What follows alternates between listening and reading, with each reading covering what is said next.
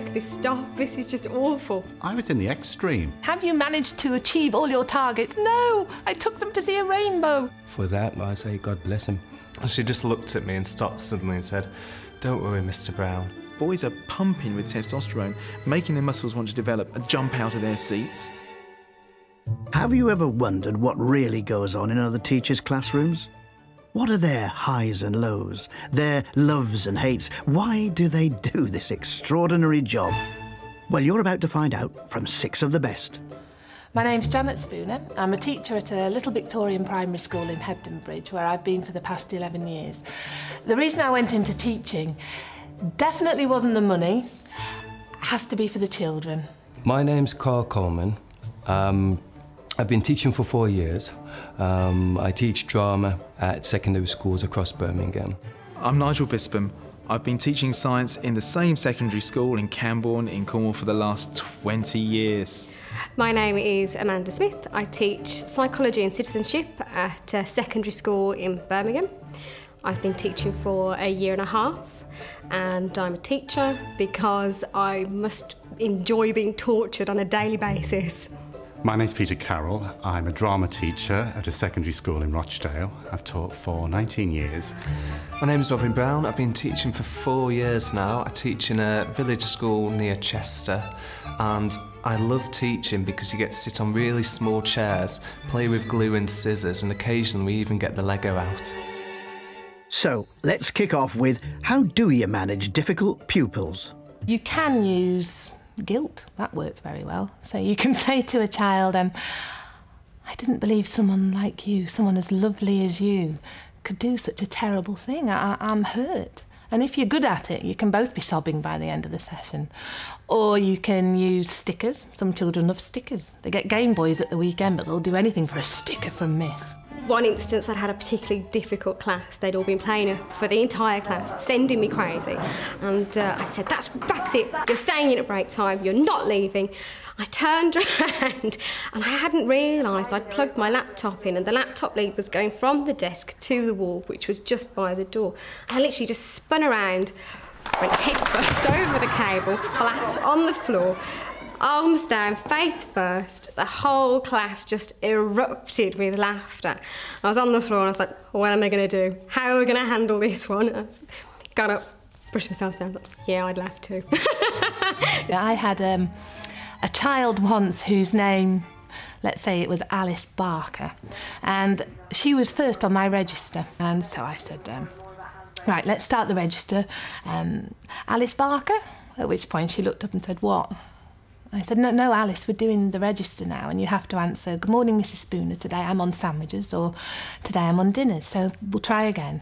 So I said, morning, everyone, Alice Barker? Alice Barker. She looks up and says, what?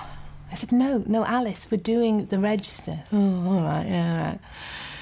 Right, Alice Barker, what? I thought, right, I'm going to put you at the end of the register. You're really annoying me now. So I did the whole class and I got through to Simon Thompson and Andrew Williams. Miss. And then I said, and Alice Barker. What? I thought, I'm not going to win here. So the next day I thought, right, I'll just leave her out altogether. So I did the whole register, left her out, and she puts her hand up and says, you didn't say me, miss. I said, but you don't answer. And she said, no, but today I was going to. You know when you can sense there's something wrong, there's something happening. There's a furtiveness and a frisson in the air. And I just pretended to just be looking down the register, and I could sense a lot of eye movement and excitement just towards the boy on my left. But rather than turning round to him, I just looked forward. You know Kipling's Kim's game, where you've got a whole load of objects and you take one out and you've got to spot what was missing. In the tray in front of me from the previous lesson was the display of elements that you got lead, sulphur, carbon. And they always put a couple of gases there. And as luck or not may have it, they didn't have any round balloons for the hydrogen. So they put the hydrogen in one of these long balloons. And it was missing. And it wasn't too difficult to deduce where the long balloon had got to. I cocked a little look downwards, and there, bulging down the inside of this fella's trouser leg, was this great protuberance, which mercifully was the balloon, because I reached down with my pen from my register and basically just stabbed it into the balloon, which made an enormous bang to the complete hilarity of the class. Problem solved. Some problems, however, can't be so easily solved. What would you like to ban forever? Man, where do I start? I hate glitter. I think it's nationally hated by all teachers. Glitter definitely needs to be banned in schools. It's the bane of my life. It comes out at Christmas and they all get excited and it's all shining, there's all these different colours, and they pour huge amounts of glue on whatever they're going to stick it to, and of course glitter doesn't stick. It gets in your bag, it gets in your hair, it gets on your clothes. You find yourself in the shower 2 weeks later and it's washing off from all parts of your body, coming out of your hair, coming off your feet, other parts of the body I don't want to name now. And children walk around with glue all over their fingers and glitter stuck on them, and don't touch me, and it's all over you, and I hate it. The amount of clutter that is brought in, accessories. Oh, gum, chewing gum. There are so many times I've gone to move a desk, put my hand underneath it, go, ugh, and just to lift it up, and literally there's like 50 pieces of chewing gum all over the bottom of the desk. It's just revolting. It's everywhere. I've sat in it twice, and you can't get it off. Jewellery, iPods, makeup, etc., you know, have no place in school whatsoever. School uniform, just let the kids wear what they like, express themselves. At the end of the day, what's the main time when you're learning about yourself and trying to express yourself? When you're at school. The number of times girls have taken out their makeup bags and put makeup on in my lessons, you know, and for whose benefit, I have no idea. Please, please, just for a few years, don't introduce any more new initiatives. Yep, they should be totally banned. Whether it's the numeracy strategy, the literacy strategy, the phonics strategy, the phonics is crap strategy, the no phonics is good after all strategy. I just wish that I could make a huge bonfire and gather all together these strategies and burn them. Only I haven't thought of a strategy for doing it yet, but that's what I'd like to do. So let's remember the good times. What was your best moment in teaching?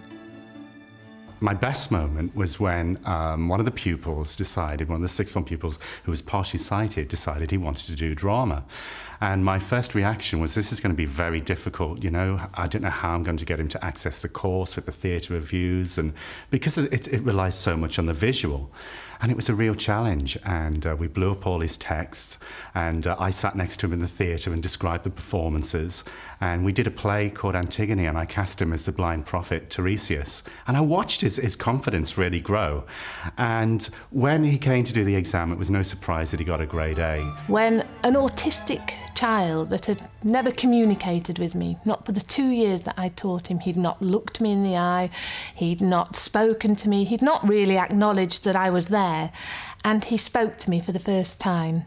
And it was just a wonderful moment of communication. I had the entire class in front of me, sat on a carpet during a literacy lesson, and I was teaching them about personal pronouns. And I asked them, how do we know that the character in this story is a female? And what I wanted them to say was, because it says she. So I asked them, how do we know the character in this story is a female? And this young man looks me in the eye and says, because she comes from China. And I thought, oh my God, he's spoken to me. This child that has not said a word to me has actually spoken to me. And then I thought, but what does he mean? And I said, well, actually, I think she comes from Liverpool. And there were a few giggles, and I said, no, pipe down, everyone. This is fine, let him talk. And I said, but how do we know that the character is a girl, is a female? And he said again, because she comes from China. And there were a few more giggles. And I said, well, actually, it says that she's got a Liverpudlian accent, that she lives by the Mersey. I think you'll find she's not from China, at which point he got very angry, stood up and said, I didn't say she was from China, I said she'd got a vagina. And it made me realise that, yeah, that is how you know she's a girl. Spot on. Determining gender is one thing, but which sex do you prefer to teach? If you asked me 3 years ago, I probably would have said boys. But now, I will probably go with girls, because they're just generally a lot more focused. Girls can be a bit insipid sometimes, if I'm honest, and that receptive sitting there nodding a lot can be a little bit tedious. But I once had a class who was completely full of boys. There was more testosterone pumping around that class than a rugby changing room, and really they were competing with each other. Do you know, I think it's very difficult to be a boy nowadays. There's been girl power, and education suits girls better. Generally speaking, they're better writers, they're better listeners, they're better able to even sit still. Boys are pumping with testosterone, making their muscles want to develop and jump out of their seats. Currently, I have a class of 30 boys.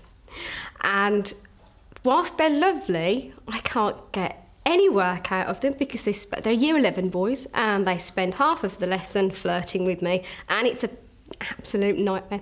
Oh, miss, you're pretty. Oh, miss, can we do this for you? So they send me crazy. And yet we discourage this, we tell them off for this. And I actually think the education system suits girls better, and boys need work and understanding. Somebody messing about in the toilet, some playing around in the drawers, some kicking footballs around.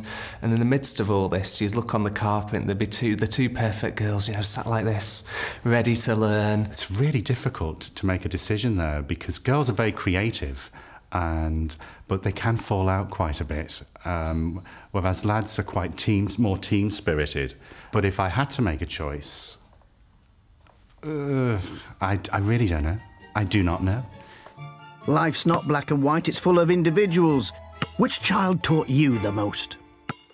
His mum had been very ill for a very long time, and he'd come into school and the rest of the class were acting really strange. They were saying sort of, you know, oh, you shouldn't be here, why are you here? And I was thinking, are they picking on him? Because he was quite a small little boy and he was quite a timid little character, and I think people generally pushed him around a little bit.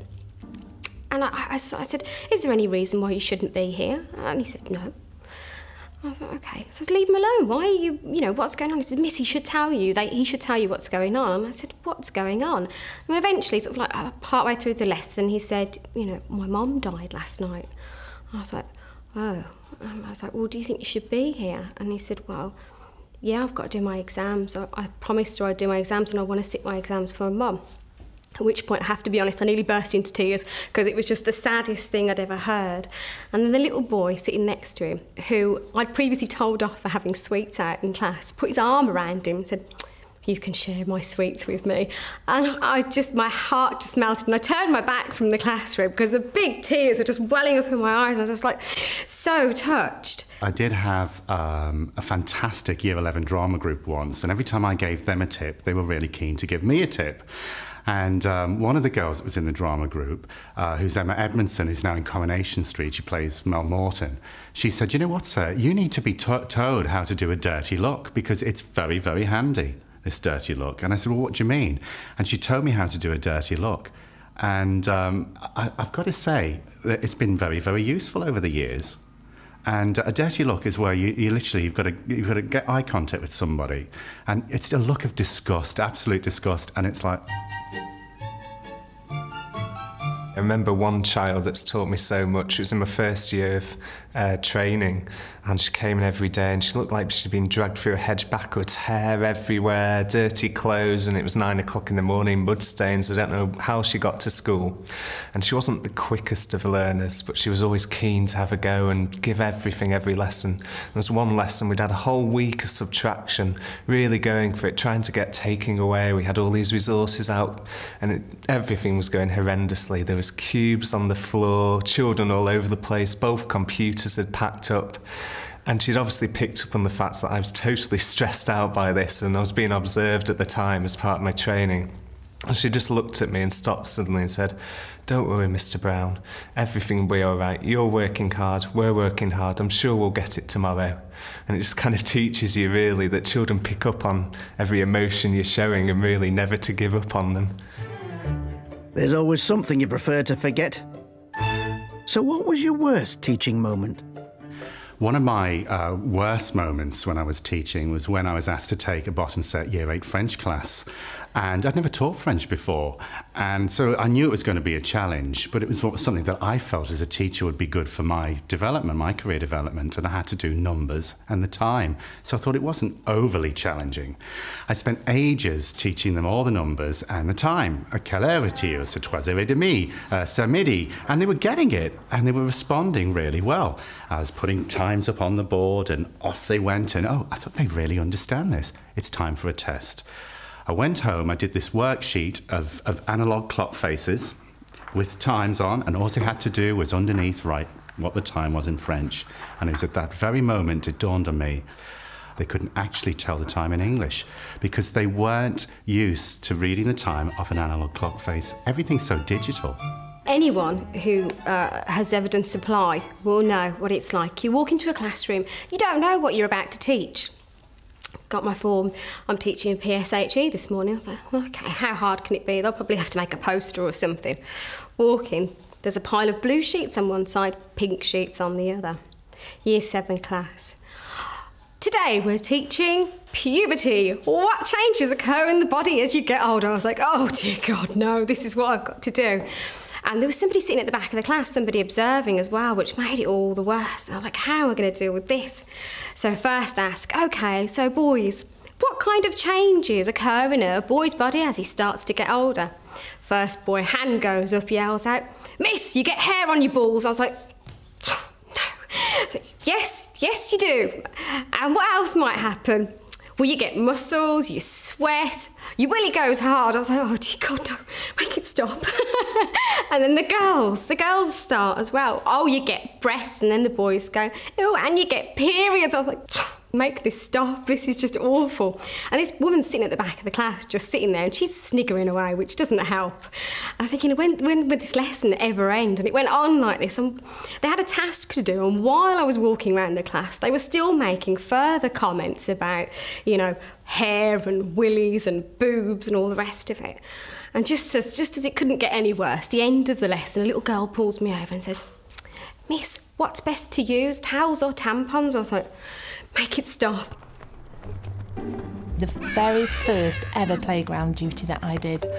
And I went out into the playground, armed only with my raincoat and a whistle, as you do.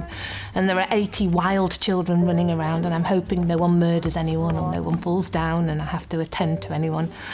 And I'd been told that the drill was that the bell would go, and I would blow a whistle, and miraculously everyone would freeze, and then I'd dismiss them to go inside. Sure enough, the bell goes, and I blow the whistle. Everyone freezes, except one child, one rather scary-looking Year 6 child, who carries on playing basketball. And in my naive NQT way, I shout over very pally, come on, Kevin, it's time to go in, mate. At which point he shouts back, F off, you effing whore. And I had this kind of pre-menopausal hot flush that started in my toes and swept my entire body. And I just thought, oh my God, what am I going to do? I've got 79 pairs of eyes all stretched wide and staring at me, and I've got a child that's just sworn at me. What am I going to do? What am I going to do? So in my NUQT naive kind of way, I said, can we go inside, Kevin, please? And he said, no, F off, you effing whore. At which point this tiny little slip of a girl, Year 3 girl, comes up and says, Miss, should I go and get the head teacher, because that's what we normally do when Kevin won't come in, and shall I take your coffee cup? And I said, oh, thank you, darling, lovely, thank you. A couple of minutes later, out storms the head like a miniature pit bull terrier, only a lot nastier, and says, come on in, Kevin, what's all this about calling Mrs. Spooner a horse? I never did tell her the true word that he used, but he did get suspended. Only not from the ceiling, which is what I would have liked. Apart from nightmare moments, what gets you down about teaching? I can't keep up to date with all the initials and acronyms that's knocking around. We've got SEAL, SIR, and ODD. I quite like ODD, though, because that's oppositional defiance disorder, and it says exactly what it is on the tin. Acronyms and buzzwords, and I think the one that's been flying around, especially in my school at the moment, is diet. What's the diet are we putting in front of the children? What meal are we putting in front of the children? You know, we have to think about this. And we get these buzzwords all of the time. The curriculum is so jam-packed full that there really is little time for awe and wonder. There's just so many targets, so many objectives that each child and yourself and your classroom has to meet, that you don't have time to look at the rainbow out the window. You don't have time to look at the snow that's suddenly started and go and play outside in it. And you do find yourself saying things like, we can't talk about the meaning of life. We have to do division with remainders. I've got to tick this box. Shut up. There's not enough time with kids or scope to really find out what their talents are. It's a one-size-fits-all. They either fit in the box or they don't. And if they don't fit in the box... It just would be lovely to have the opportunity to say, yeah, it's a wonderful storm. Let's go watch the leaves swirl around. Let's write a poem about it. Let's draw a picture. And I've got a book. No, no chance. And the other thing is inset days. Hours and hours of inset days where we're watching fire safety videos from the 80s on chemical spills and chip fat fires and stuff. It's just such a waste of time when we could be doing something productive. Performance management. Have you managed to achieve all your targets? No, I took them to see a rainbow. You're fired. Get out. We were all pupils once, but who was your most memorable teacher? My most memorable teacher was, I have to go back to junior school, and was Mr. Waters in Liverpool, where I grew up. And I must tell you that I was a twin, and both my twin brother and I were classified as remedial, a word you do not use today. But it was really quite obvious because we were all streamed in those days, and it went from A stream if you were very good, B stream, C stream, and then it dropped to X stream. I was in the X stream, and it was very, very difficult to get out of the X stream and go anywhere else. And I always remember, because we used to have these little groups even within the X stream, and I was in purple group. So we spent most of our time playing in the sandpit whilst red and green did maths and English. So yes, it was difficult to catch up. And we had to have extra reading classes, which meant that you'd have to go next to Mr. Waters, who incidentally smoked a pipe right the way through the class, smoking his pipe and saying, keep your finger on the word, very, very strict, and just blowing all this pipe smoke all over the place. And very, very intense atmosphere in the classroom, very intense atmosphere. Just before we left, he softened and he said, you know, just because you're in the X stream doesn't mean to say you're thick. You're just a lot slower than the rest of the school. Which was a nice parting gesture, I thought. My history teacher, Mr. Nagel, going to school in the 80s, there was limited black history in the curriculum, and he went above and beyond the call of duty when teaching black history to us. You know, we could identify with what he was teaching us, and you know, for that I say God bless him. The most memorable teacher I ever had was a lady called Mrs. Wilkinson, and used to enter a class age 7 with great fear because she was kind of the feared teacher around school. She was this old lady with a blue rinse who'd been in the school for years, and she'd sit behind this desk scowling at you.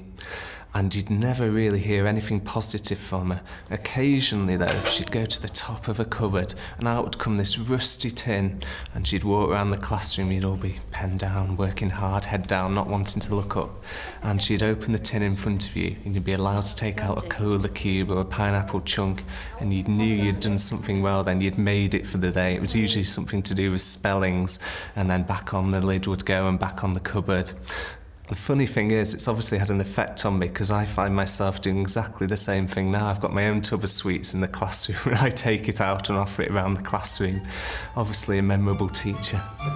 I do have a teacher that I think about and still inspires me 32 years after she actually taught me. And that was a teacher in junior school. Not a particularly important year, just the middle of junior school. And she was incredible just for being so dedicated to a job. She was a female teacher that never got married, which was quite a thing, really, for that day and age.